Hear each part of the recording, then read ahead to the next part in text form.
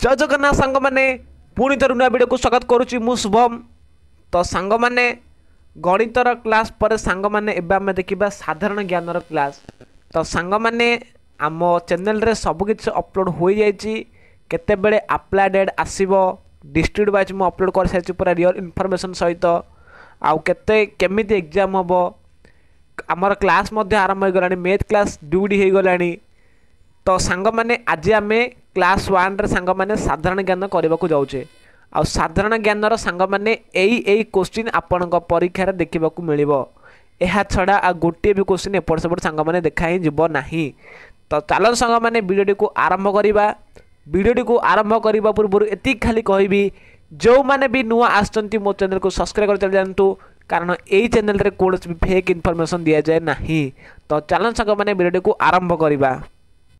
तो सांग मैंने मु आपण को साधारण ज्ञान जो सिलेबस थिला कही।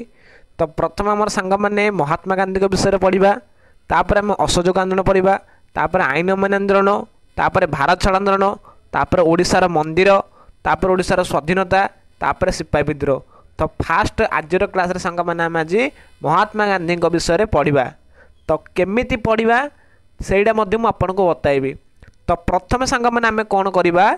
ना आजिक खाली आम कौन करवा ना महात्मा गांधी विषय खाली टी एमसीक्यू करदेबा किंतु कालीडू सांग मैंने मुझे कन्फर्म कर कहूँ जे आम कौन करवा ना नोट्स काढ़ा नोट्स वाइज आम पढ़ा ताहले सांग मैंने कौन हम ना आमर यहाँ बहुत बढ़िया मन रहा सांग मैंने जदि आम क्वेश्चन वाइज पढ़देबा तो ठीक अच्छे किंतु आम जदि नोट्स वाइज पढ़ा ताड़ू ठीक अच्छे। तो आशा कर बुझीपारे। तो चलतु सांग मैंने पूरा डेरी न करी पूरा फुल जोशर सहित आरंभ करवा आज आमर प्रथम चैप्टर साधारण ज्ञान महात्मा गांधी। क्लास को शेष पर्यंत देखिए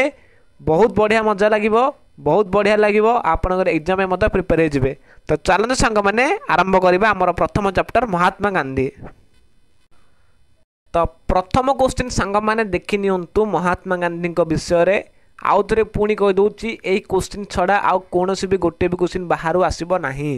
तो प्रथम क्वेश्चन हूँ गांधीजी केबे जन्म होते।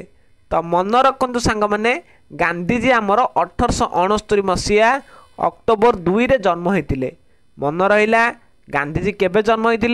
1869 अक्टोबर 2 मन रहा केबे जन्म होते 1869 अक्टोबर 2 रे जीवा सांग मैंने आम गांधी जयंती केबे पालन करा जाए एटा तो समस्त को जना थिबो जे सार अक्टोबर 2 तारीख रे गांधी जयंती केबे पालन करा जाए हमर अक्टोबर 2 एटा भी समस्त जना थिबो। महात्मा गांधी को संपूर्ण नाम कौन थिला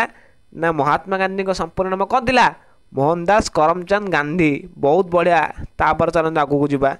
देखिबा सांग माने महात्मा गांधी को जन्म केउटारे होतिला ना महात्मा गांधी को जन्म सांग माने ना गुजरात रे होतिला। मन रहा 4टा क्वेश्चन जन्म केबे 1869 अक्टोबर 2 गांधी जयंती केबे पालन करा जाए ना अक्टोबर 2 ना महात्मा गांधी को संपूर्ण नाम कौन थिला ना मोहनदास करमचंद गांधी। महात्मा गांधी को जन्म केउटारे होतिला ना गुजरात। 4टा क्वेश्चन मन रहा तापर चलो सांग माने जिबा। एबे देखंतु सांग माने आमे देखिबा महात्मा गांधी को पिला दिनर डाक नाम कौन थिला। महात्मा गांधी को पिला दिने समस्ते कौन डाकुथिले ना सांग माने महात्मा गांधी को पिला दिने मोहनिया बोली डाका होतिला। कौन डाका जाउथिला मोहनिया।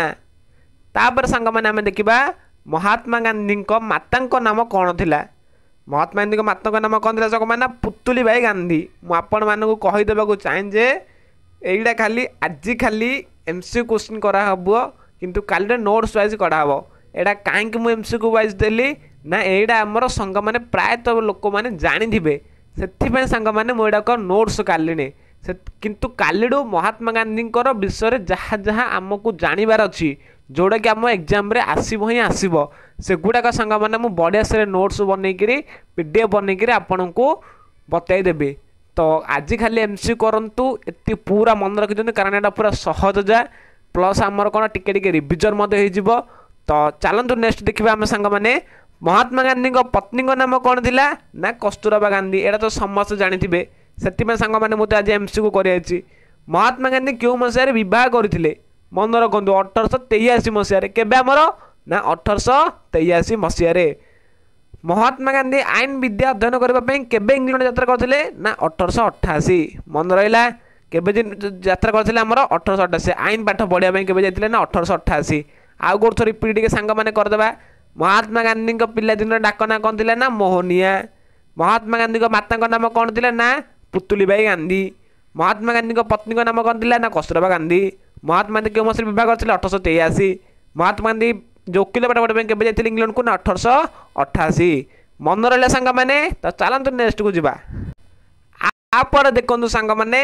महात्मा गांधी केबे आईन विद्या अध्ययन कर इंग्लैंड रु भारत को आसते मन रखु सांग मैंने ना केबे ना 1891 मसीह केबे आसते 1891 मसीह आईन पाठ पढ़िले इंग्लैंड रे केबे भारत को आसते 1891 केबे जाइथिले सांग मैंने ना 1888 पूरा डेटा मन रखी दिंतु जाइथिले 1888 फेरिले 1891 3 वर्ष पर नेक्स्ट क्वेश्चन कौन कहला सांग मैंने ना महात्मा गांधी मोट केते जण भाई भौणी थिले मन रखंतु महात्मा गांधी सांग मैंने 3 जण भाई भौणी थिले केते जण ना 3 जण महात्मा गांधी केते जण संतान थिले केते जण पुओ झियो थिले महात्मा गांधी ना 4 जण सांग मैंने केते जण 4 जण आ से जो संतान मानकर नाम कौन थिला तेरे एटा गोटे इंपोर्टेंट क्वेश्चन गोटे हरिलाल मनीलाल रामदास देवदास मन रहा हरिलाल मनीलाल रामदास देवदास हरिलाल मनीलाल रामदास देवदास तो नेक्स्ट को जीवा सांग मैंने नेक्स्ट को जीवा पूर्व सांग मैंने आगे तो पुणी थोड़ी रिविजन करदेबा गांधीजी केबे आईन पाठ पढ़िया जाइथिले ना 1888 केबे फेरिले ना 1891 तापर कि सांग मैंने आमर महात्मा गांधी केते जण भाई भौणी थिले ना 3 जण महात्मा गांधी केते जण संतान थिले ना 4 जण से 4 जण नांकर ना कौन हरिलाल मनीलाल रामदास देवदास तापर जीवा सांग मैंने एबे कौन कहला सांग मैंने महात्मा गांधी दक्षिण आफ्रिका प्रथम केबे यात्रा करथिले सेटा तो गला इंग्लैंड आईन पाठ पढ़िबा पई एडा कोन हमर सांग मैंने दक्षिण आफ्रिका केबे जाइथिले ना मन रखतु सांग मैंने हमर 1893 केबे जाइथिले 1893 तापर कोन कहला सांग मैंने हमर महात्मा गांधी दक्षिण आफ्रिका कौन पे जाइथिले तो 1893 मसीह रे किंतु कौन पे जाइथिले सांग मैंने ना दादा अब्दुल्ला नामक जड़े भारतीय व्यवसायी मोकदमा लड़ाई एटा 10th क्लास रे गोटे इंपोर्टेंट क्वेश्चन अच्छी गोटे जे पढ़ी सांग मैंने जानी जे पढ़ी से कमेंट बॉक्स में लिखिदेवे टे महात्मा गांधी दक्षिण आफ्रिका कम जाते ना दादा अब्दुल्ला नामक जड़े भारतीय मुसलमान मोकदमा लड़ाई केबे जाइथिले 1893 कम जाते ना दादा अब्दुल्ला मोकदमा लड़ाई 18 नंबर क्वेश्चन देखा सांग मैंने महात्मा गांधी पिता नाम कौन थिला ना सांग मैंने महात्मा गांधी पिता नाम थिला करमचंद गांधी मन रखी दिंतु पिता नाम कौन थिला करमचंद गांधी आ महात्मा गांधी मृत्यु केबे होइतिला 1948 जनवरी 30 नाथुराम गणेश नामक जड़े व्यक्ति मार देते तो ता विषय अलग स्टोरी अच्छी आम पाठ देखा आ गोटे थिला महात्मा गांधी राजनीतिक दल नाम कौन ना भारतीय जातीय कांग्रेस मन रहा गोरतोर सांग मैंने पूरा स्पीड पूरा रिपीट करदे रिविजन करदे ना महात्मा गांधी जन्म होते 1869 अक्टोबर 2 गांधी केबे पालन कराए अक्टोबर 2 संपूर्ण नाम कौन थिला मोहनदास करमचंद गांधी कोड जन्म होता आमर गुजरात रे पिला दिन ना कौन थिला सांग मैंने ना मोहनिया माँ का ना थिला पुतुलीबाई पत्नी का नाम थिला कस्तूरबा केबे विवाह होते 1883 मसीह आईन पाठ पढ़ा इंग्लैंड जाइथिले 1888 आईन अध्ययन कर इंग्लैंड फेरिले सांग मैंने आमर 1891 मसीह भाई भौणी थिले सांग मैंने 3 जण आउ तांकर संतान थिले 4 जण तांको संतान मानकर नाम थिला हरिलाल मनीलाल रामदास देवदास आउ दक्षिण आफ्रिका केबे यात्रा करथिले सांग माने ना 1893 मसीह